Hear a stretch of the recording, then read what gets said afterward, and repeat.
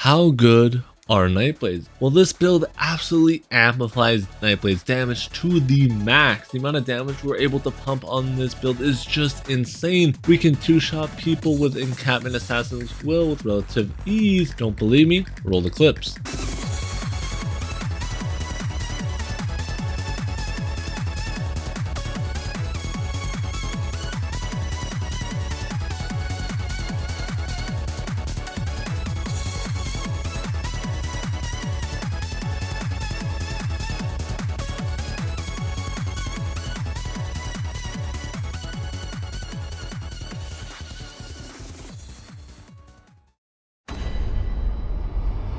Alright, onto our skills here. We're starting off with Merciless Resolve. Nothing to be said here, it's just an amazing damaging ability, and then bread and butter of a Nightblade.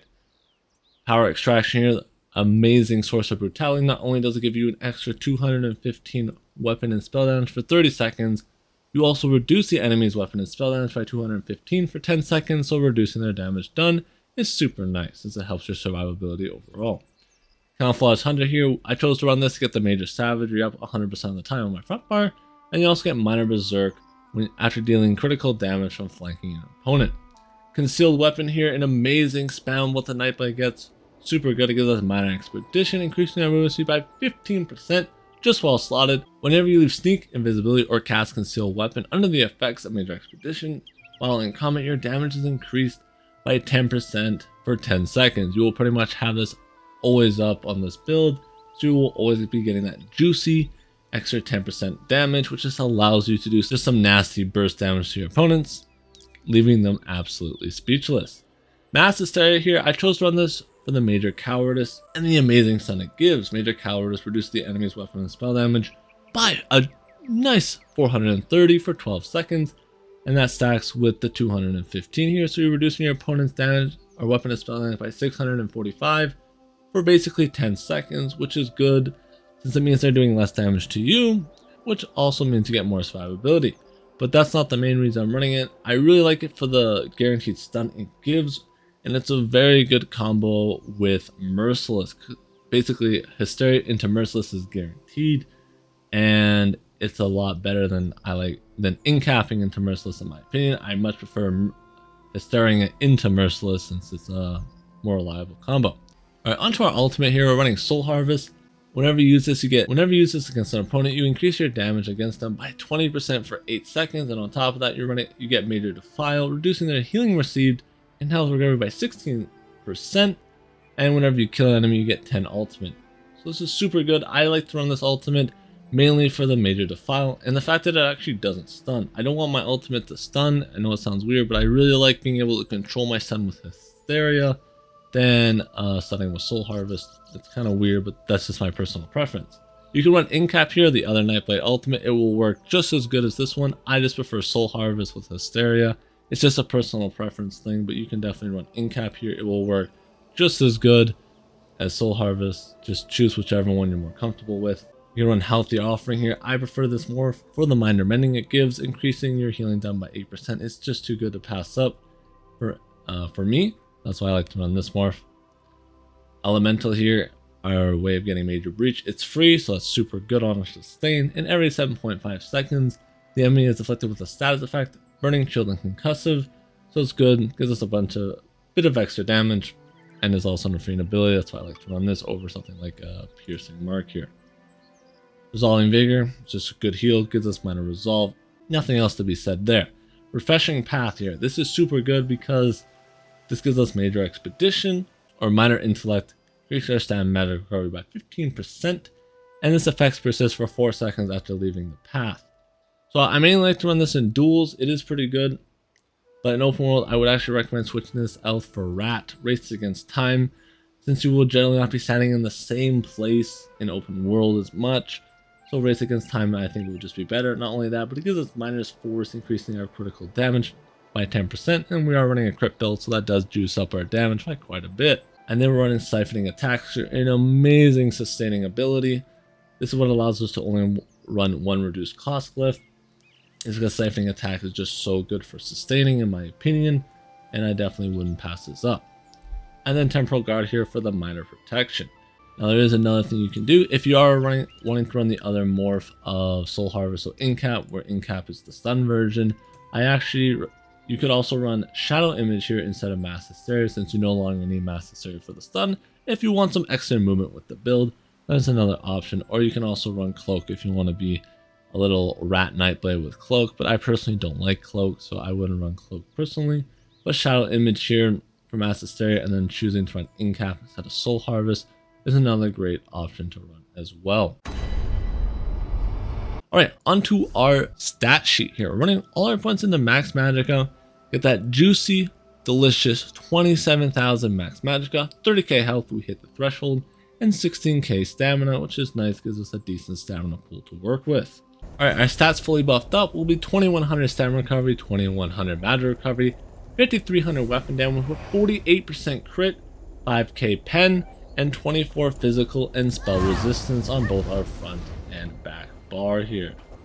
I can't proc Rallying Cry, so our crit resist does look low, but let me assure you that goes up to 3k with Rallying Cry, and we are missing about 300 weapon and spell damage as well, so just keep that in mind. For the race, we are a Khajiit. I chose to run Khajiit because we are running a crit build, and there will be no better race but Khajiit for this build, so I wouldn't recommend running any other race. You could run, I guess, Dark Elf if you want some more just flat out damage, but Khajiit is definitely the best option here. For the Mundus, once again, no better Mundus than the Shadow. I think the Shadow is an amazing Mundus on its own, but on a crit build it's just super good. So I wouldn't recommend running any other Mundus on with the Shadow. For our food here, I recommend running Smoke Bear Haunch. It just gives us good sustain and max health, which is exactly what we need. The purple version of this food is Jewels and Mistral, and I wouldn't recommend running any other food for this build. Vampire Sage Tree is a must for every PvP build, and that is just simply because of this outstanding passive right here. Undeath, reduces your damage taken by up to 30% based on your missing health. So when you're at 50% HP, you have 15% damage reduction, and that only goes up. I personally think this needs a nerf. This is one of the main reasons why in PvP everyone is just so ridiculously tanky, because Undeath is just gives you so much damage reduction for free. And then if you want to see our crit damage on our front bar is 70%, and then on our back bar, our critical healing is 40%. Alright, onto our sets here. For our first set, we're running Rallying Cry with a powered Frost Staff here. It has to be Frost Staff. Make sure you get a Frost Staff. For our glyph here, I am running a weapon damage glyph, but you could run an Absorb Magicka glyph here instead, or you could run Poison, solely up to you. I prefer powered over defending, but once again, if you want to run defending, both of them will work just as well. You can change them out with each other, just totally, once again, personal preference. For our front bar here, I'm running 2 axes, have to be axes, because axes give you that extra crit damage. As you can see here, it gives you 12% total extra crit damage, so you have to be running axes here. Charged and Nerdhome will be the weapon traits of choice, with a Restore Magicka glyph and a Restore Stamina glyph on the other one. I like this because it just helps our sustain, and the set will be Orders of Wrath. The reason why I chose Order of Wrath is because it gives us a bunch of crit and increase our crit damage and critical healing, which is super good, but it's also a craftable set, which makes it a very versatile to what armor pieces you can equip. So I think that's a big bonus you get from Order of Wrath. This is a craftable set, and I think it's super valuable if we can get all the right armor pieces for the build. But Julia will be 2 infused weapon and spell damage here, and then Sea Serpent Coil with the reason why I ran a reduced Magicka cost glyph is because it gives us basically infinite sustain, and to me that is more valuable than the extra damage a damaging glyph would give us here, so that's why I chose to run a reduced Magicka cost glyph. Plus our damage is already high enough that we don't need the extra damage, so that's why I chose to run it. And then onto the Sea Serpent Coil here. Whenever you're full HP, you gain 40% damage reduction. After taking damage while at full health, you snare yourself by 40%, and you also gain Major Berserk and Major Courage, increasing your damage done by 10%, and your weapon and spell damage by 430. I think this is just the best mythic in the game right now. It's just so super stat dense, and nothing really gives you the same type of damage that Sea Serpent can give you. Merkin is another good option if you don't want the snare, but there are plenty of ways to get around the snare, and I personally think the snare is super worth it since it gives you 10% more damage, but it also gives you just an insane amount of extra weapon and spell damage, which not only helps your damage output, but also helps your healing, which in turn helps your survivability. And then we're running One Piece training for the extra max health, nothing to be said there. And for our monster set here, I'm running the Warp set. This is what gives us our recovery. We're basically running no recovery whatsoever. I like this set just because it's Once again, decently stat dense, gives a good amount of stam and Magicka recovery. I don't personally like Battlegrounds at all. You could run something like Engine Guardian here, but Engine Guardian isn't as consistent as this. Sometimes you want it to proc Magicka, but it might proc stamina, which can sometimes screw you over, but this will always be 100% consistent. And that's why I chose to run this monster set, but you can choose to run a different monster set if you want. I personally just think this is just too good to pass up. For our traits, we're running 6 Divines and 1 Reinforce. Our 1 Reinforced piece will be on our heavy chest, and the rest will be all Divines. We are running 4 Heavy on our legs, chest, helmet, and shoulders, 4 Heavy, 2 Medium on our hands and boots, and then 1 Light piece on our waist. And the reason why our waist is light is because that takes the least amount of armor. You could run 5 Heavy here and just run 1 Medium, 1 Light, but I like to run 2 Medium to get that nice 70% critical damage number, which I think is worth it to run the extra Medium. Just looks so much better than 68%. I like the 70%. That's the reason why I ran 2 Medium here. They're all prismatic glyphs too, by the way, so just keep that in mind. And the reason why we run Divines too is because this increases the shadow critical damage and critical healing by a total of 5%. So that is why we run 6 Divines. And you don't need the extra tankiness from Reinforced or Impen, since Rally's got you covered with that juicy 1600 critical resistance. Onto our CP. For our CP here, we're running Ironclad, reduces our damage taken from direct damage attacks by 6%. Mass out of arms and deadly aim, just more damage. All our damage is single target, so this will apply to all our damage. Then we have Fighting Finesse, increase your critical damage and critical healing by 8%. Just since we're a crit build, we have 48% crit. This is just a must for this build. We crit 1 in every 2 times, so this will always basically be proccing. So it gets a bunch of extra damage. Backstab, you can run this if you don't want to run Ironclad here and just want full damage, but I don't think you need it. Our damage is already super high. As you can see in the clips earlier, I was hitting for 20k Assassin Wills, so you don't need the extra damage in my opinion. Sustained by Suffering here. Once again, we have no way to cleanse negative effects. This will always be up, so you just basically get a free Magicka and stat recovery. Relentless. Whenever you're being feared or stunned, you get meter protection for 3 seconds, reducing your damage taken by 10%. The reason why I like to run this is because most of your damage will be taken when you are feared or stunned, since you cannot block or roll dodge. This is generally when players will try and do the most damage to, so that extra 10% damage reduction is super useful. It helps you sustain since you don't have to heal as much, and allows you to go on the offensive quicker, which I really like. Pain Refugees, once again, we have no way to cleanse those pesky negative effects, and you will always have quite a few negative effects on you, so this will make you quite a bit tankier in return. So, really good CP to have.